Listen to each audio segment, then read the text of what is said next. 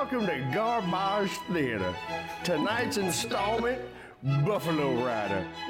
I'm your host, Chase, with my co-hosts, Blake and John. Yeehaw. Old John responded, hello, folks. Hey, folks, how's it going? Let's get this shit-kicking show on the road. I might do this whole dang podcast in the narrator's voice, just a pad for time, because I've only got 5 pages of notes. Because this was barely a movie. There's nothing to talk about in this thing. If you watch the trailer for this movie, you watch the entire movie. Yeah. Yeah. This movie will not be winning the Desert Heat Award. No. By the trailer, I thought it would be. Me too. Instead, I'm going to go ahead and say it's going to win the Communism Award because, boy, it looked awesome on paper. Yeah. But in real life... The Communism Award. The birth of a new award on Garbage Theater.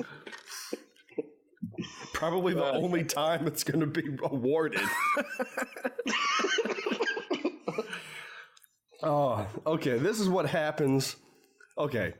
They set out to make a movie about Jake Jones, the Buffalo Rider, who's apparently a real person from history. No. Is he? Is he? No. Well, no? There was a man called the Buffalo Rider. It's loosely based on something. Super duper ultra loosely to the point where it might not as well happened at all. So they set out to make this. It was just way too fucking dangerous to make this movie. So they got about 20 minutes of footage and they just jammed in a bunch of old wildlife footage documentaries into it and had some asshole narrator talk over it to weave it loosely into, a plot. And that's all this was. I thought the same thing. However, that is not true. The narrator is Randy Newman, just singing about what he sees. That is true. Yeah. And that was really frustrating. It became very apparent early on that we would not see the disclaimer at the end of this movie that no animals were harmed during the filming of this movie. They went out of their way to harm animals in this movie. They did. It wasn't on purpose. Animals and humans. They joyfully harmed animals in this movie. All I could think is, how the fuck did they know that flood was coming for the raccoon? They didn't. Everything in this movie just happened by chance, and they filmed it. They heard the water coming. They heard the water coming. They said, "Throw that son of a bitch in the river." Yeah, that's probably exactly what happened. Or they had some guy dynamite in the river upstream so they could get the footage. That's possible too. Oh, that raccoon had babies. Grease up the limb they're standing on so they'll fall off. Just shoot them off. We'll get new baby raccoons. Oh my Christ. God. All right, well, not to rush things, but let's get into it. Well, I did look for that disclaimer though about the no animals being harmed. It was not there. Oh, because if it would have been, I would have had to write a peppered email to somebody because yeah, like you don't piss on my leg and tell me it's raining. Yeah, exactly. Don't shoot my buffalo in the face and tell me it's for conservation. to tell me it's just fine. Yeah. Oh my God. Okay. Here we go. I think I was falling asleep towards the end of the movie, so as soon as the credits popped on, I was like, I'm out. Yeah, you didn't. Someone other than Blake fell asleep during a movie this time. Okay, so Buffalo Rider. We open up to the narrator giving us a breakdown of the 1880s wildlife of the old western plains, antelope, deer, prairie dogs, and the like, moose. Moose like cooler climate and different feed than the other animals. These are all important things to know. That was a question. Oh, well. Yeah. I got backups. Bears, all variety of game. So far, a documentary, not a movie. Yeah, just a straight up nature documentary so far. I started wondering if this was just a nature documentary that just happened to have people in it. Because that's really what it seemed like. Yeah, they were shooting a nature documentary, and this guy just kind of strolled in on a buffalo and said, well, let's follow this guy. This is way more interesting. So we get to the titular animal, the buffalo, the millions upon millions of buffalo. And a grizzled voice comes on, not the narrator, some other asshole, comes on and says, we mostly hunted them for their hindquarters and their tongues. And when that railroad came through, the people on the trains just started shooting them dead for the sheer thrill of it. Because the West is insane. They're just out there, everyone's on the train, just blasting out the window into Buffalo. Cutting off their butts and tongues. Yes. Oh, God. It's like the toll booth scene in Godfather. They're just lighting them up. Yeah. And then soon a new tanning process was developed and doomed the American buffalo. Doomed them. Hides went for $1. I was like, God damn, $1. What is happening to this economy? The inflation is out of control. Yeah. I looked it up. That's about $23. Yeah. Jesus Christ. In today's money. Pretty good. But if you kill 200 of them a day. Oh, yeah. Or if you kill damn near 40 million of them. Yeah. So we see a group of hunters taking pot shots at the poor millions of buffalo. And a vulture circles overhead as we're treated to a sight of a buffalo carcass that's gotten straight up sub-zeroed. His spinal cord and severed head is all that's left of him. Sub-zeroed. The grizzly voice that they used to make fine china from their bones. Can you do that? I guess. Nice buffalo pelvis plate. I don't know. I mean, it's in the movie. It's clearly true. So, the narrator says that the early American Indians killed only what they needed, but these no-good, rootin'-tootin' hunters of the 80s only killed for money. They used their big 50 rifles with a range of 650 yards to put these giant prairie rats 6 feet under. And Prairie rats. The Indians used to call those rifles the rifles that shoot today and kill tomorrow. That's a slow-ass rifle. How in the hell you only got 5 pages of notes if you have all of this information? I'm halfway through page 1. The whole first page, I don't think I even get to fucking Buffalo Jones. Because the movie took a while, too. It sure did. $40 a month and 25 cents a hide. Then all the buffalo you can eat. That was the going rate for buffalo skinners. It was a hard life. Ralph Pierce, one of the skinners, drops his canteen and spooks the buffalo, and Frank Nesbitt, the leader of the group, sweeps the leg and tells him not to make a sound because you're going to cost me $2, you idiot. Then he blasts the buffalo in the face and sends him to an early grave. See, the movie starts contradicting itself already because it just said it was $1 for a hide, and now he's talking about it's $2. Oh, yeah. You're right. 100% inflation. Supply and demand just skyrocketed. Well, I think that just shows like their filming order, because later on in the movie the price did go up to $2. Yeah. So I guess they just forgot that he said that. Mm-hmm. And when I said that he shot a buffalo, they actually shot a buffalo dead just now. Yeah, they shot many buffalo. It appears that they did. I was explaining to somebody, I was like, and they killed buffalo, and they're like, did they make it look like? I'm like, no, a gun goes off and a buffalo falls over. Yeah. You can't train it to do that. Yeah. It falls over, twitches a bit, and then doesn't twitch anymore. Right. I kept thinking, like, after this point, did you guys ever see that John Cusack movie, Better Off Dead? Yes. There's that, like, newspaper boy that's chasing him around the entire movie trying to get his $2. Frank is, like, obsessed with getting his $2. That's a good movie. We should watch a movie like that. Yeah. Oh, you mean an enjoyable movie? No. Yeah. We're going to watch this nonsense. So together with their second skinner, Ted Claiborne, they follow the herd, killing buffalo after buffalo. They just love killing these varmints, they do. Nesbitt drops 3 or 4 more buffalo, again, all on screen. Yeah. And then the Skinners get to work. A prairie dog watches on in horror. It was like the dramatic squirrel, like, just like zooming in on this terrified squirrel or whatever. Really, that groundhog was just like, well, at least it ain't me. Yeah. So only a few hundred out of 40 million buffalo survived the hunting from 1871 to 1885. All of them killed by Frank Nesbitt. Yeah. That guy was legendary. Which, a little bit of a history lesson, just real quick.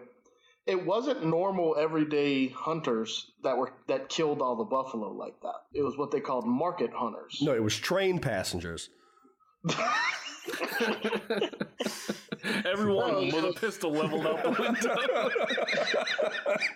It was what they called market hunters, and it was the companies that sold the buffalo goods paid hunters to go do that, and that's why it wasn't just your normal everyday hunters that took it all out like that. It was market hunters. I just wanted to defend hunting for a little bit. Thanks for keep going. Well, this movie's got nothing. It's not based on reality in any way. I looked up the Buffalo Rider. His name wasn't even Jake. You know, I don't know why they renamed him for this. He never rode a buffalo. He was just some like rich conservationist. Okay. It has nothing to. Yeah, none of this happened. Oh, okay. So only Jake Jones could see the impending extinction of the buffalo. He conquered the great Buffalo Samson and became the legend, Buffalo Jones. Cue the theme song. Hell yeah. It's a banger, too. Yeah. Oh, it's been stuck in my head for a couple days now. The opening credits roll for a very long time, and I was like, oh, is that it? The movie's over. It's over. No. Nope. Time for the origin story. Narrator man tells us that his old grandpappy told him the legend of Buffalo Jones, but he didn't really know about him that much. Well, ain't he the granddaddy of all liars? Yeah, I was about to say, like, you never could find out much about him.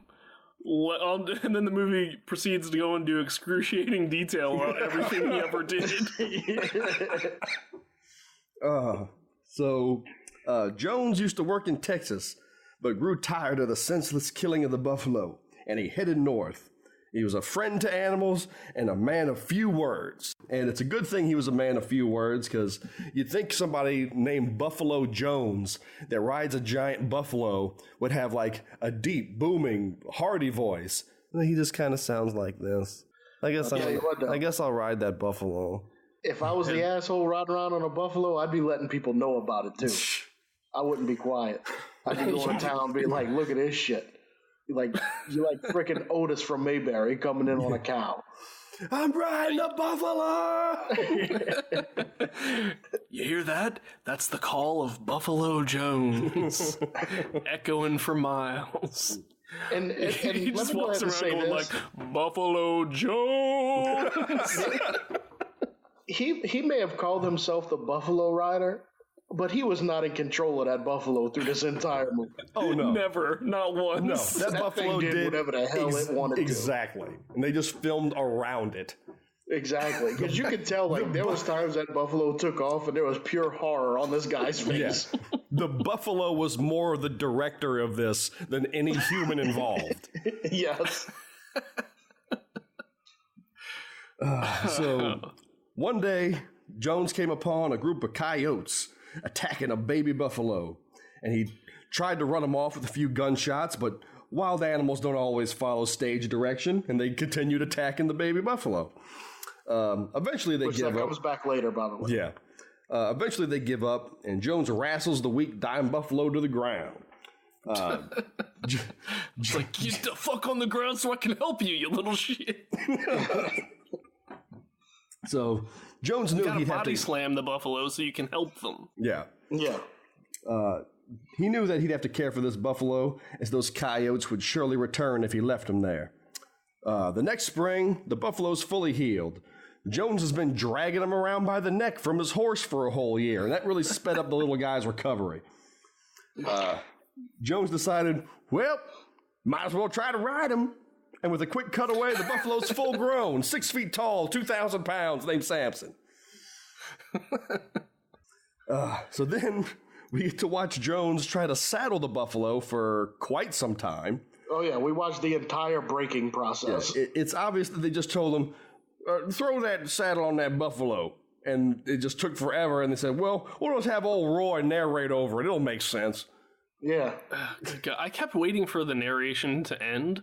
Like, I thought it was going to end after the theme song. Because, like, you know, most movies don't have some old dude narrating everything, especially even stuff that they're showing you. He's telling you what's happening. Yeah. Well, I'm kind of convinced that it was a live narration going on. Oh, he was watching the movie, just talking over it. Because he'd be like, he wanted to put that saddle on old Samson, and old Samson isn't having it. Yeah. And then he went around the tree. Yeah, and then he followed him around the tree. He tied the front end. He tied the front end of Samson to the tree, but the back end just kept moving around. Yeah. God. So he finally gets the saddle on and mounts Samson, and they take off. Samson tries to murder Jones several times by slamming him into the foliage, but eventually they get him out in the open country. And watching Jones riding Samson, it's like Blake said, he's just holding on for dear life. And at what point during this death-defying romp on a buffalo that goes in any and all directions at once do you say, I don't think it's worth it trying to tame this buffalo? And it doesn't look like a comfortable ride at all. No. There's never any good reason given why, like, riding a buffalo is superior to riding a horse. Because he thought it looked cool as shit. That's all it was. Yeah, that's it. That's purely it. He's like the first guy to put really long forks on his motorcycle. Yeah. So the narrator says that slowly Jones was gaining control, right as the buffalo clearly runs down the cameraman. Yes. After weeks of working together, they were now a team. Theme song again. And they were definitely not a team. No. Why does the buffalo have 300 pounds of garbage on its back? It's just random assortments of things. It's like to slow it down. It's like Samwise Gamgee's backpack. There's pots and shit flopping around all over it. I really think it was to slow him down, because if that buffalo would have been unimpeded, it would have just took out everybody. Yeah. So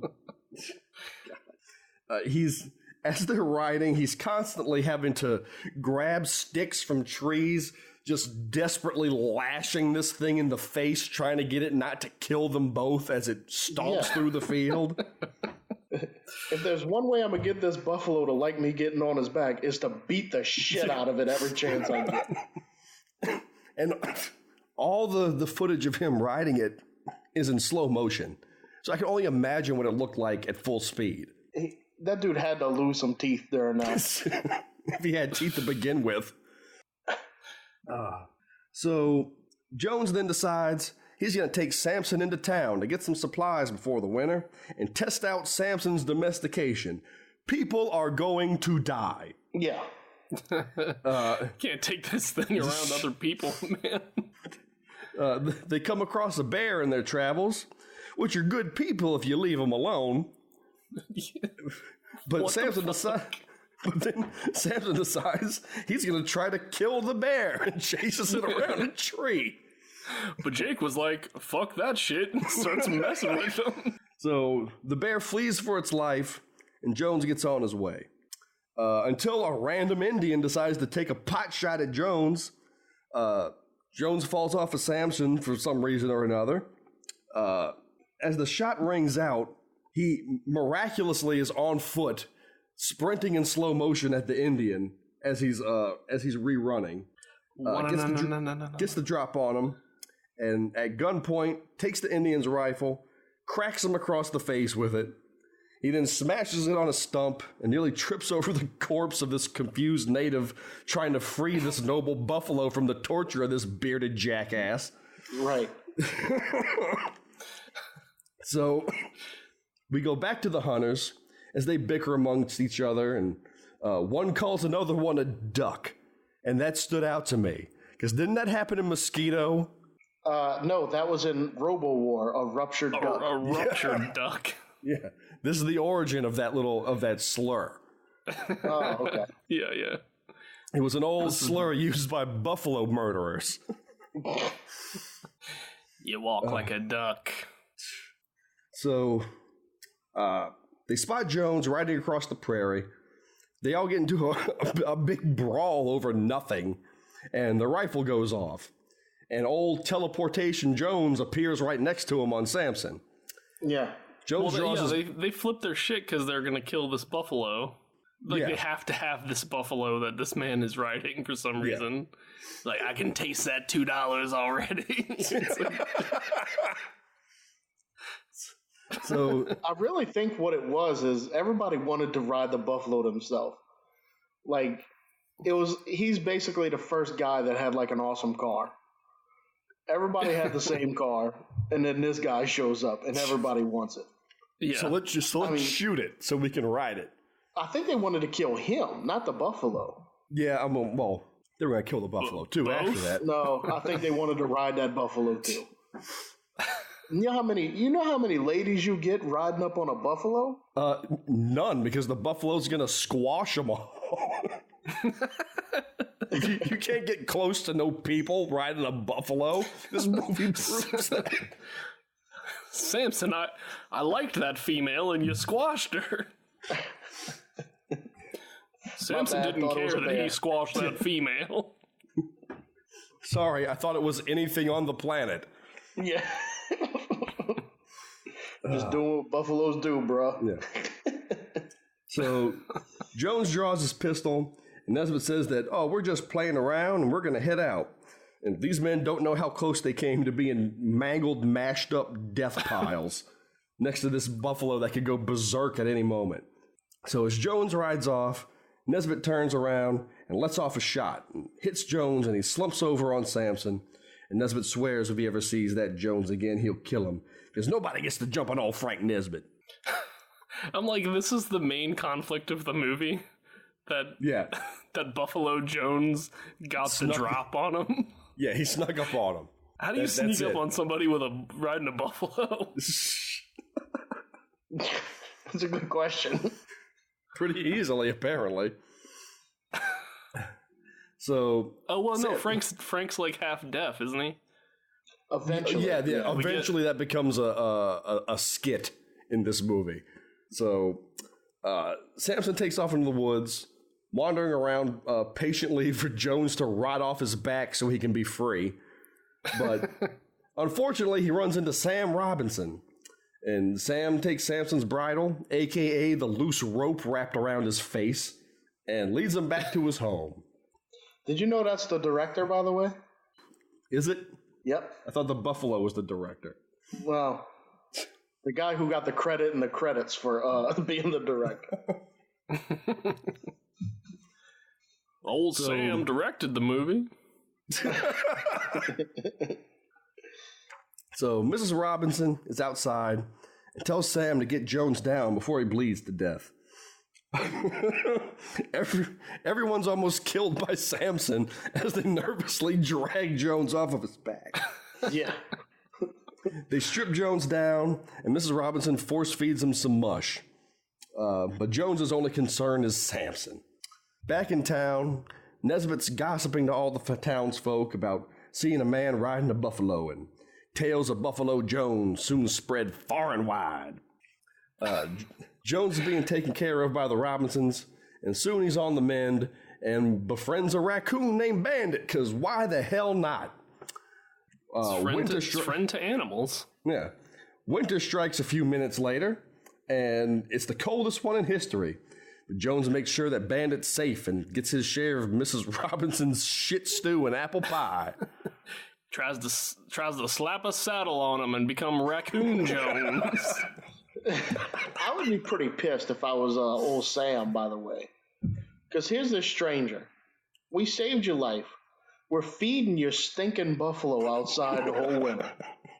We're feeding you, and you're going to bring animals in the house to eat more food. Like, dude, get on that buffalo and get the fuck out of here. Bandit was theirs, right? They knew Bandit. He hung around outside, but... but Buffalo Jones he invited him in. He's basically a stray cat that he brought indoors, and now they got a goddamn indoor cat. And now they got to feed him real food now instead of scraps.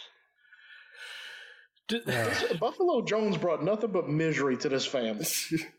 Pretty much. Yeah.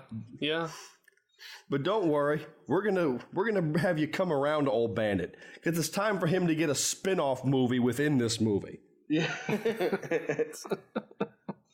So we're now following Bandit the raccoon, his adventure in the winter, and he goes out for a stroll down. Did they say that it was 50 below? They were talking about the winter. I swear to God, they said that it was 50 below. It was 5,000 degrees below. I'm like, is that even a temperature that we've ever had in the United States? Where does all this take place? That's out west, Wyoming or something, Montana, some shit like that. I honestly have no idea. I'll figure it out. Keep talking. But so Bandit takes a stroll down the river when a cougar attacks him. And Bandit puts up a good fight for a while, but eventually the cougar remembers that he's a cougar and Bandit's a raccoon. So with Bandit in his jaws, he tries to drown Bandit in the river. I was we watched the whole thing. I know, I'm sitting there like, this is the best stuff in the movie. This is absolutely like harrowing. You know, like I'm riveted. I'm like, Jesus Christ, Bandit, how are you going to get out of that situation? So the cougar gives up due to the freezing water, leaving Bandit on the bank of the river like, dude, what the fuck was that about? Then a flash flood hits, and Bandit swept away on a chunk of ice. Bandit, quote-unquote, makes it to shore and totally is in a completely different raccoon that didn't just die in the river. Yeah, but he makes it to shore and is suddenly set upon by a herd of elephants. And after making it out of that, a meteor came hurtling out of space at him. But Bandit tried to bluff the meteor.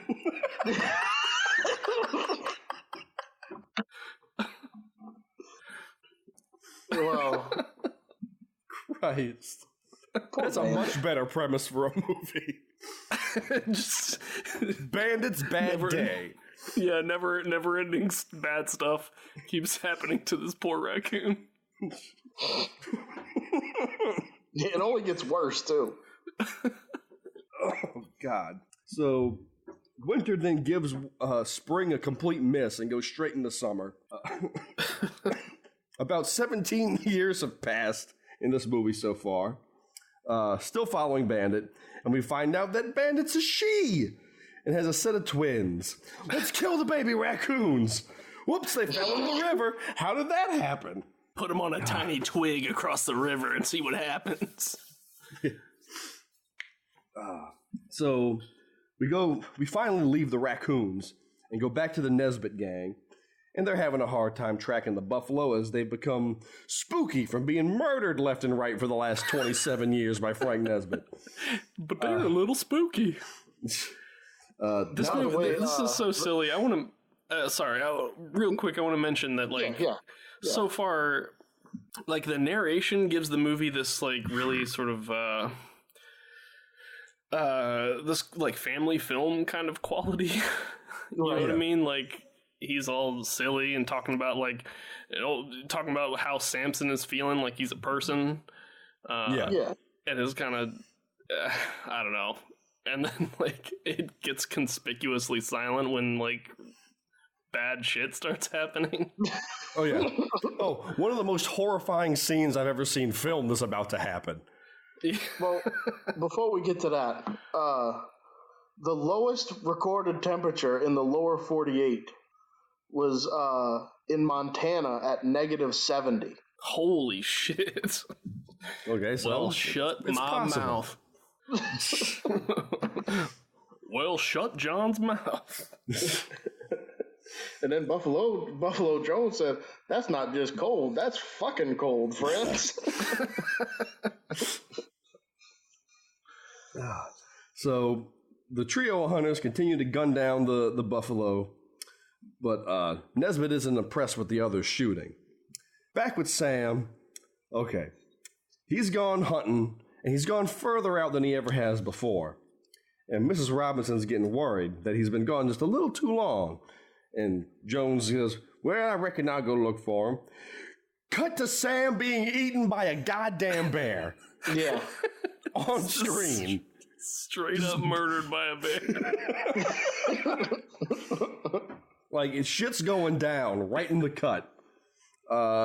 Jones casually wanders up to the grizzly scene. Then the narration at that point, he even says, "Little did Jones know that Sam was fighting for his life," and then it cuts to that. It's like, holy shit, that dude is fighting for his life. Yeah. He sure is. My note is just, well, Sam's dead. Yeah. So then, Jones just casually wanders up. A second bear appears, and the two bears start trying to murder each other. Yeah. Straight up. It's like, and the actor, the director, excuse me, he's laying right there. He's like 3 feet away from these two like 12-foot tall monsters just ripping shreds out of each other. It was basically two kaiju just going fucking nuts. Yeah, it was insane. And at first I thought, okay, these are two performing bears until you see the blood loss. And it's like, holy shit. Oh, yeah, they're gushing blood all over the place. And I was like, okay, none of this was planned. They had two bears that were supposed to snack on, like, the Ritz crackers that they strewn around the director. But all fuck broke loose, apparently, and they just went with it. Yeah. Because Jones comes up and he shoots 2 blanks at the bears, which was supposed to scare them. That didn't work. No. So he just kind of stands there and like looks around like, what am I supposed to do now? He grabs Sam and drags him off. And the narrator makes a note of that too, though. Yeah. Sometimes wild animals don't pay attention to gunshots. So he was live narrating. Exactly. Yeah. This movie was cut and he just went over it. One take. And this is crazy. Like Jones pulls Sam away, but then the cameraman is like, you see the steps of him running after these 2 bears because the director's going, film it, just film it. Get it all. It's like an animal snuff film. They'll be dead in 20 minutes. Yeah. They couldn't use any of the actual sound from the moment because all you can hear was the crew going, "Oh my God, everybody run!" The audio was filled with Sam shitting his pants. Background sounds all just like...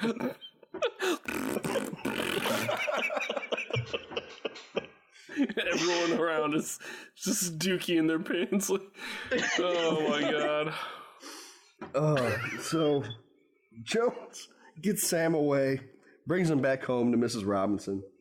She tends to Sam's wounded leg, and he's got like a little scrape on his leg, and that's it from these two these 2 beasts. So it's at this moment that Jones decides, maybe I need to leave. So well, time to hit the old Peter dusty trail. Exactly. So he tells him during dinner that it's time for him to head out. He's going to go make trouble for those hunters. But Mrs. Robinson welcomes him to stay if he wants because Her family's coming in any day now, and she prattles on about something about red hair, and we transition away to her family on a stagecoach. Nesbitt and the gang look on, and they plan to take the family's mules and stagecoach to haul all of his dead buffalo pelts, all 40 million of them. They plan to strike after the family is set down for camp. They sneak up and shoot we don't get a name, Mrs. Robinson's brother. Yeah. There was a big error here. They say they're going to wait until they set up camp. Like, I think they even say wait for night. Yeah, they say wait for night, and then night happens. And then they shoot them over breakfast. Yeah. Well, they overslept. What were y'all doing all night? They woke up, oh, god dang it, it's 9 o'clock. Come on, boys. We forgot all about killing them people. And yeah, this is where the narration, like, dries up for the dark stuff. You know? It's not like, well, old Frank straight cold murders that man. Yeah. Oh, God. So they go down there, they shoot the brother, Mrs. Robinson's brother, dead. His wife runs off with the baby, but Ralph gets the drop on him. They ransack the stagecoach and get to the whiskey, which they promptly fight over. They said they're going to make it look like Indians did it and set out. Ralph kills the woman off screen, and the baby's just with a somewhere. fucking knife. Yeah, he kills her with his buffalo skin and knife. Brutally murders this woman. So you wouldn't believe it, but what was his name? What was the murderer's name? No, not Ralph. Ralph stabbed her 37 times.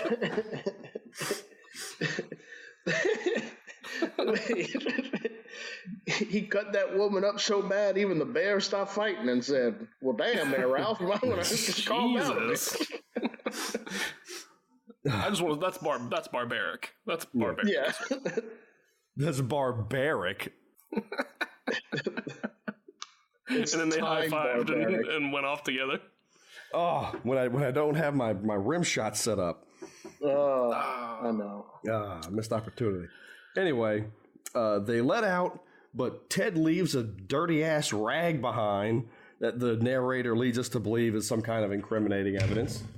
Later, Jones and Sampson come across the crime scene, and Jones finds a little rag, and he recognizes it from his first run-in with the hunters. He then hears the baby crying in the weeds, and he wraps it up in blankets and leather, as it's sure to be killed riding this frothing monster back to the Robinsons. Yeah, here's my issue. There's a fucking wooden box hanging off the side of this buffalo that he puts the baby in. Yeah. And we talked about it being a rough ride earlier. Like, that baby got all kind of shook up while it was in that box. Yes. This baby is soup by the time it gets back to the Robinsons. Yeah. He kept saying, oh, you know, little feller kept crying because he was hungry. No, little feller's been in a fucking paint mixer for 2 days. And you wonder what's wrong with him? At this rate, Jones will never nurse him back to full health and be able to slap a saddle on him. Become Baby Jones.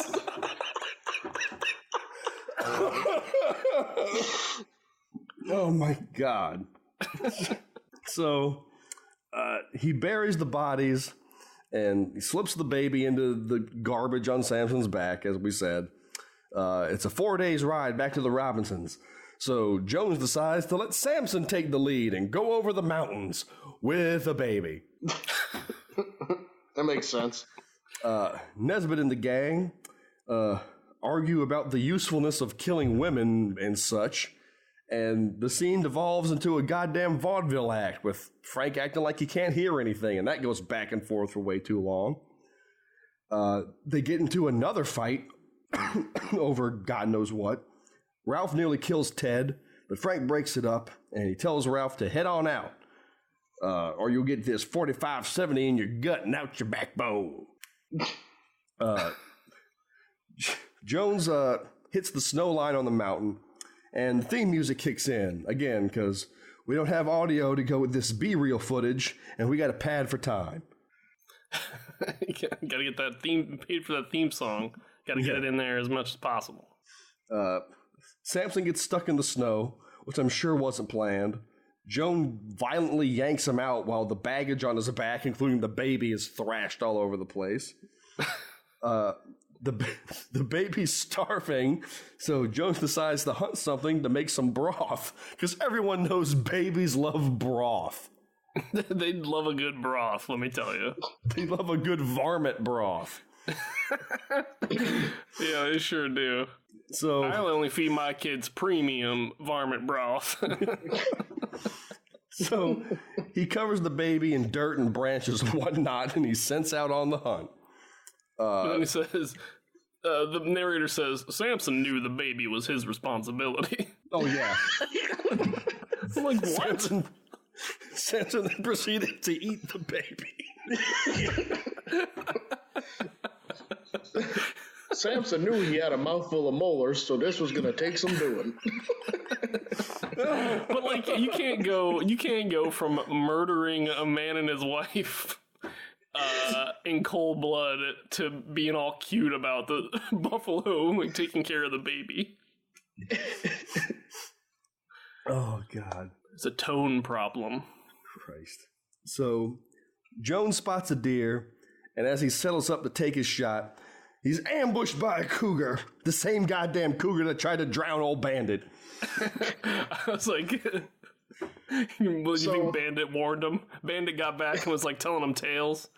Got attacked by a cougar. The quick production note about this. The whole way I found this movie, by the way, is these guys made 4 videos of just songs about the Buffalo Rider. It turns out those are way better than the movie. Oh, way better. Yeah. But as I was reading the comment section of these videos, a woman claiming to be Buffalo Jones's daughter says that while filming the movie, the actor's daughter. Okay. Yeah. So she said while filming the movie, the cougar was only supposed to jump on him and then let go. But instead it latched on, and that's why they have the footage of him punching the cougar in the face. Yeah. Because he proceeds to beat the bejesus out of the cougar. Yeah. It was supposed to let go of him. Yeah.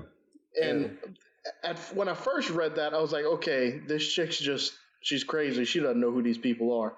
But then when I watched the movie, I was like, no, she's probably right, because the animals did nothing of what they were supposed to do in this movie. No, not at all. And then after the cougar runs off, Jones takes his shirt off, and he's got real-ass cougar slashes all over his shoulders. Well, they were like, I guess they said, well, we might as well put it in the movie. Yeah.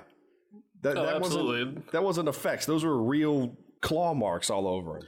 And it turns out he was just like one of those, back in the day you had the wild animal handler people.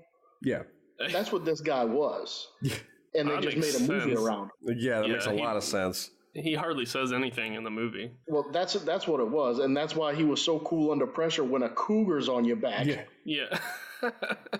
Now, old Roy, oh my God, I'm so sorry about the cougar, man. Are you okay? And can we film your back?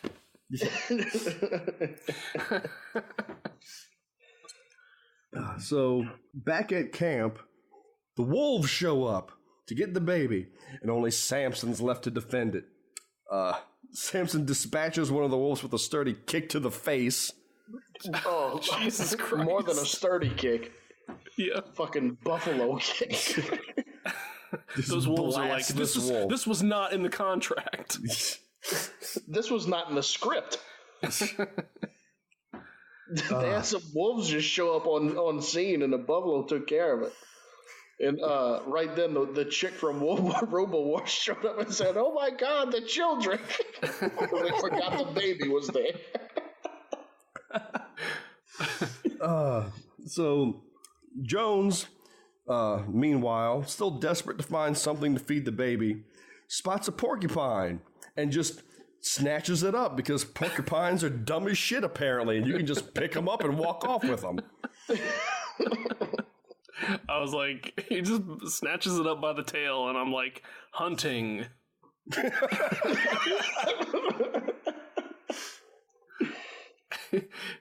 It's like he just went down to the grocery store, picked up a porcupine.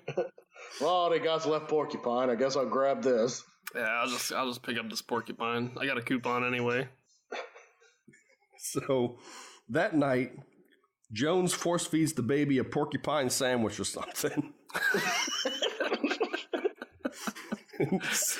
Saves the baby's life. As they fall asleep, the wolves come back. And Jones wakes up and blasts away at him with his pistol, deafening the baby for life. Yeah. Next day, they reach a raging river, the last obstacle in their way to the Robinsons.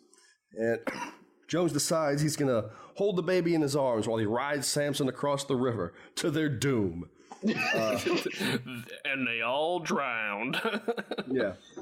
Oh, my God. The attempt fails as Jones falls off Samson, but they try again, this time just him. And thanks to slow motion, he easily walks the baby across the river. He then leaves the baby on the bank of the raging river to go back for Samson. Dunking its head in, throughout the entire trip. Several times. Yeah. Now, when they fell off the buffalo, he swam to the shore. Okay, wait. Let me back up. The camera's facing Buffalo Jones, the buffalo, and unnamed baby from the opposite side of the bank. Yes. They start coming toward the camera across the river. Everybody falls down. I know where you're going with this. Buffalo Jones keeps swimming towards the camera and gets on land, and then they say, he only managed to swim back to where he started from. It's like, no, he made it across. They clearly make it across the river. Yeah. Yeah. Okay, I'm not crazy. No, you're not crazy, because that confused the hell out of me, too. Okay. Yeah, they make it across, no problem at all. And then they're magically back on the other bank. And then he's got to go on foot, drowning the baby. Well, you don't got to worry about the baby getting dunked underwater. The baby's long been dead from choking on that porcupine that he jammed down its throat. He got his brain scrambled, riding around in a saddlebag. If he still had anything left to him from riding in a saddlebag, then when Samson was gumming him up earlier, I mean, Samson tried to eat that baby. That's all I'm saying. He's been taking care of this dead baby for weeks. So, they finally arrive at the Robinsons. He breaks the news to Mrs. Robinson, and she's not too torn up about it. Oh, no. Oh. And takes the baby. This part was hilarious to me, because none of these people are, like, actors. No. And the narrator's like, the hardest part was finding the words to tell the Robinsons about their family members. And then Jake's like, they're dead. I found your kin. They're dead. Oh, no. Oh, man. He just had to dig for the right words, So... That's not the worst part, lady. Here's this fucked up baby that you gotta take care of. Here's this how blind, life's deaf, real and dumb hard baby out here on the mountains and all this? Here's a baby now. Take care of that, too. It happens to be a paraplegic. Have fun. Yeah. So, his bones were like that when I found them, ma'am. Oh my god. His bones was ground to flour when I found them. Ground into fine china. no, those aren't porcupine quills. He's got a full, thick head of hair. Oh, man. So, Mrs. Robinson then orders them to mix up some Kool-Aid for the baby, and everyone settles down just fine and dandy. Jones tells Sam that he knows where the killers for the killers are those hunters, God damn it, that I ran afoul of before when you found me wounded in the woods. And Jake heads out the next morning for his revenge. But not before Samson starts acting strangely, and he knows that it's those goddamn wolves again. His old enemy, Carl, the wolf. So he takes the 30 tons of crap off of Samson's back to lighten him up a bit. Now he's really dangerous, and they prepare for battle. And boy, dangerous is he. The wolves try to rob them of their luggage, but the bags slow the wolf down enough for Samson to grind it up into chunks against the dirt and rocks. Yeah. Jesus Christ. That wolf gets fucked up. And the remaining wolves retreat before this insane beast gets to them, too. I mean, he buried that wolf in the ground. I couldn't tell where the wolf was anymore. So, Jones and Sampson head for town just as Frank and Ted arrive. And in town, there's a stagecoach with a man just mercilessly whipping a horse for no reason at all. I don't know if anybody else saw that. I did. He's just sitting there, pat, I didn't see it. pat, pat, and the horse is just standing there. So Frank and Ted make their way to the Crystal Palace, which neither contains any type of crystal nor is a palace. It's basically a barn that they put walls around it. Yeah. So Did they showed up? They showed up with their horses. They have like 3 pelts sitting on the back of the horses. I'm like, they got like $5 or $6. They're running out of buffalo. yeah, They were making their way back into town to sell them all, right? wasn't the whole point of them to take the stagecoach of the people they killed? That's what I thought. But then they show up with just a handful of pelts. They were also supposed to kill him that night, but they forgot about that too. In the hustle and bustle of them remembering to kill him, they forgot the whole point of the plan. Then they had to frame it on them engines, and they forgot everything. So they get a drink at the bar just as Jones rolls into town. And the townsfolk and the animals and the chickens and everything just scatter to the wind because there's a man riding a goddamn buffalo down the street. The blacksmith tells Jones where the hunters are, and like a buffalo in a crystal palace, he rides right the hell in and starts shooting up the place. Fucking stole my joke. So they put this buffalo inside an indoor set and just said, go. Yeah. Good Lord, as he busts this place up. He shoots. And then the people yelling in the background, like there's no panic in their voice. They're just like, get that thing out of here. Get out of here now. Get out of here with that. Get that thing out of here. Buffaloes do not belong in here. Yeah. I just don't, what advantage did he think he had, like riding the buffalo in there? I mean, aside from causing panic. Like, yeah, well, the buffalo was already stressed out enough when he went barging into the palace. And then when he started shooting a gun, that's when the buffalo was like, all right, I'm fucking shit up in here. Closed in area, gunshots, get off of me, dude. Yeah. And he went nuts. He went straight crazy in there. He shoots Ted and Frank dead as the other innocent patrons of the bar all flee for their lives before this buffalo can kill everything in the town. But it doesn't explain himself. He just ran in there, destroyed like probably the one business in this fucking town, killed a couple of people, and just bounces. Yeah, he leaves. But then the narrator comes on and says that, don't worry, Jones had a whole conversation with the sheriff to clean all this mess up. I wrapped that up nicely, didn't I, folks? Yeah. Sure did. What really happened is people are just standing around the whole town and like, yeah, a buffalo. Really? Like a fucking buffalo came and destroyed everything. Like, yeah.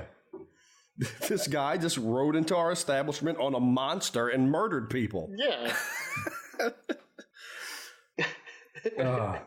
So Bet your Buffalo Jones was petting Samson's head. We gave them a story to tell for the rest of their life. And Samson and Jones had a good laugh about it. So Jones follows the trail and he's looking for Ralph to put a pin in his revenge. Ralph is headed back to St. Louis way when Jones cuts him off at the pass. And Samson charges Ralph and his mule. The mule, paralyzed with fear, decides he wants nothing to do with this bullshit anymore and throws Ralph off of him. As soon as he felt that buffalo coming, he was like, oh shit. He said, I'm going to freeze because a buffalo's sight's based on movement. The horse pulls out a fucking flare. So Samson and Jones then run Ralph down as he's running away in slow motion and just trample him to death as we get a... I'm convinced that, okay, They Did that man died for real? I think he got stuck when he wasn't supposed to, because he was supposed to fall and the buffalo was going to run past him. And I rewound this a couple times. He falls, and while the buffalo's running past him, which is obviously just on side of him, it puts its head and its horn down to the side, right where that dude is, and then comes up and just keeps running again. Oh yeah, it tries to gore him. So I think it jugged him one good time. Oh man! So Jones, with his bloodlust sated, after heroically murdering 3 men. He goes back to the Robinsons one last time to bid them adieu before riding off into the sunset. And now it's time for the twist of the story. The grandpappy of the narrator that told him this story of Buffalo Jones was that baby. Dun dun dun. Old Rattlehead himself. That's why he can't. That's why all of this is nonsense. This is the memory of a scrambled brained baby. What really happened was just his parents brought him there, and everybody was alive and everything.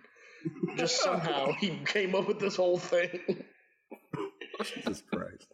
Then I thought Sam was going to be the granddaddy. Well, and the baby would be the narrator. Yeah, I thought the baby was going to be the narrator. Yeah, that's what I thought too. But what are you going to do? Well, yeah, fuck us. Other than sing the theme song one last time. Oh yeah. There it is. Good times. Not as long as our usual episodes, folks. But as I said, I only had 5 pages of notes because not a lot happened in this thing. No, there was 2 paragraphs of dialogue and a whole lot of animal cruelty. I mean, there really wasn't much to cover. Yeah. And the song is so great that I feel like it's wasted on this movie. Yeah, the song could have been like a hit, in the time. Well, the parody songs that I found are hilarious. Oh yeah, those are quality. Those are much better. So, all right, so that's done. Blake, you want to hit us with some bonus questions? I do have a couple bonus questions. See if we can get some points up in here. Yeah. All right. All right, question number 1. The first time the hunters walk into the bar in town, how far away was their encounter with Buffalo Jones?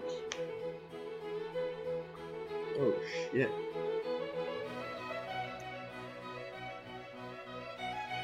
Question number 2.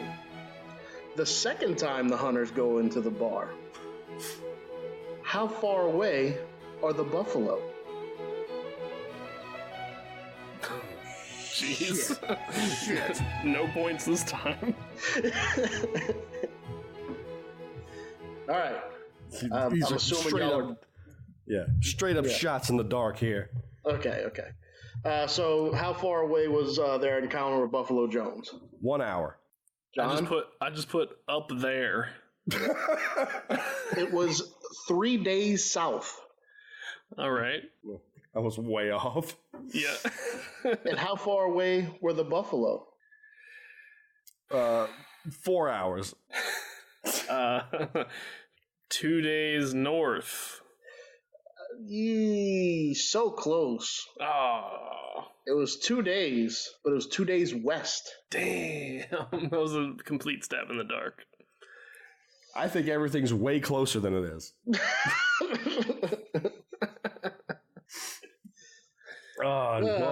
No bonus points this week. No. But what are we watching next week? What do we get? What you got for us, John? Time for Coming Attractions. Well, I don't have a whole lot because I'm resurrecting an old pick. Oh, that's all this season's been so far. Sort of, but this has to get done. Oh, I mean, we're talking about the mean, the green, Neil Breen. God, here we go. Fateful Findings is my pick for the next movie. Who's Neil Breen? You'll remember that one? What was some of the lines from the trailer, John? Help me out here. I can't believe you committed suicide. Oh, yeah. Oh, man. I do kind of want to see that. Yeah, right. I'm really excited about it. I have been for a while, as we know. Yeah, it's a new classic in bad movie and dumb. Yay. The real question is, are we going to watch it, though, Blake? It would be pretty hilarious to do it to John again. Well, I mean, can you talk about the movie?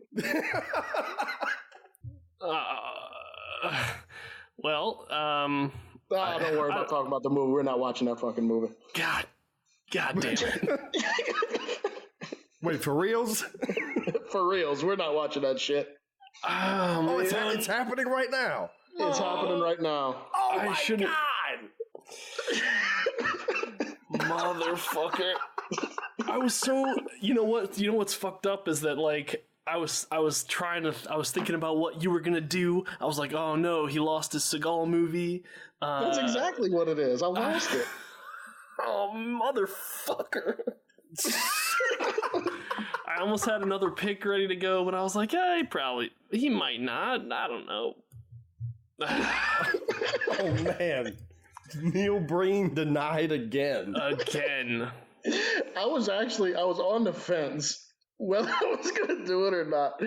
And then whenever it turned out to be one of the ones that was taken from you before, I was like, oh, that seals it. I thought that might happen. I really did. So we are going to be watching 1996's The Glimmer Man. Oh, no. It is good and terrible. Seagal plays Jack Cole, a former government intelligence operative known as the Glimmer Man, because he could move so quickly and quietly through the jungle.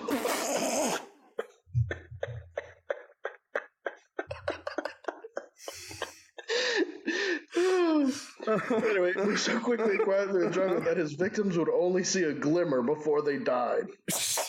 He now works as a detective with the Los Angeles Police Department. Yeah, a glimmer of bacon grease.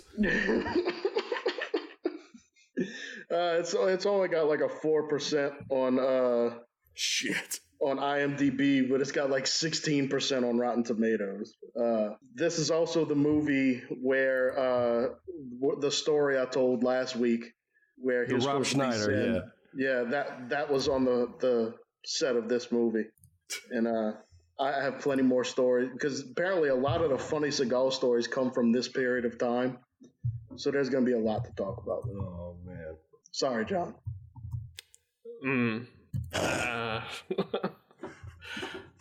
Buffalo Jones strikes again. Just raging right now. Rendered speechless again. Oh, yes. The wound of Van Damocles wasn't even healed yet. Well, dude, you should have known. You should have known it was coming. I think you pride yourself on being unpredictable. I think this is true. And I was like, I don't know. I took the gamble. Gamble. I will say this. Chase was so convinced that I was going to do it to him before the season even started that there was no way I was going to do it to him. That's another reason. There's so much, it was always going to be you. Okay. But I was planning on saving it for later in the season. But when I got my Seagal pick taken away, sorry. Now this one is on YouTube. Okay. It's not on Amazon or nothing, but you can get it on YouTube. Well, as the rules state of the special weapons, any way counts. Yes. So doesn't matter. Doesn't matter. We got to watch Glimmer Man some kind of way. Oh man. Well, somebody's going to bed pissed off. That's the end of my Neil Breen dream. There's no way it's going to last on Amazon until next season.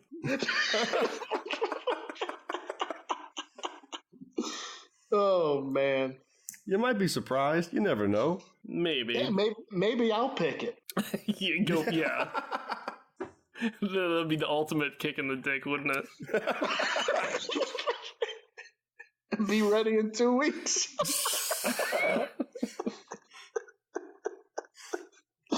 Oh my God.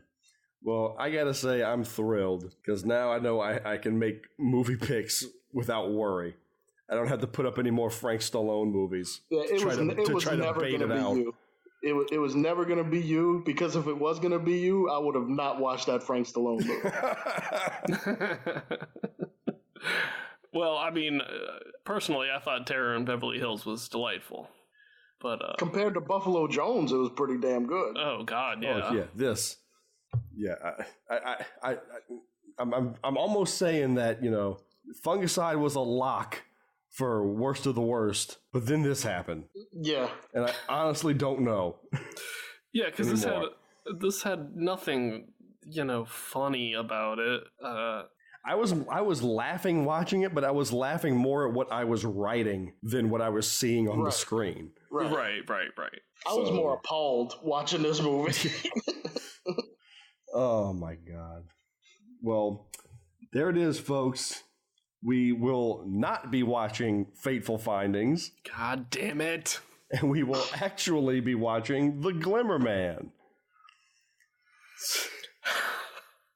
There's no escaping him, John. There's no escaping that butterscotch monster. I had some trash movies lined up. A bait movie. What's wrong with me? Yeah, don't worry, we're still going to watch it. You just won't be in charge of it. Yeah. You won't be accredited for it anymore. Yeah, that's fine. Oh my God. So, well, on that note, again, I'd like to thank everybody that's been listening. If you like what you hear, tell your friends, share us with people. We like new friends. We want to entertain. You can follow us on Facebook at facebook.com/Garbage Theater. You can also find us on Twitter and Instagram at @garbage_theater for both of those. Suggest movies to us. Why the hell not? Send it to us on any of those social channels, or you can email us directly at garbagetheaterpodcast@gmail.com. Write us a review on iTunes. We would so appreciate that. Anybody else have anything to add before we sign off? Don't send your request to John, because they won't get through. Yeah, if it's not Fateful Findings, I don't want to hear about it.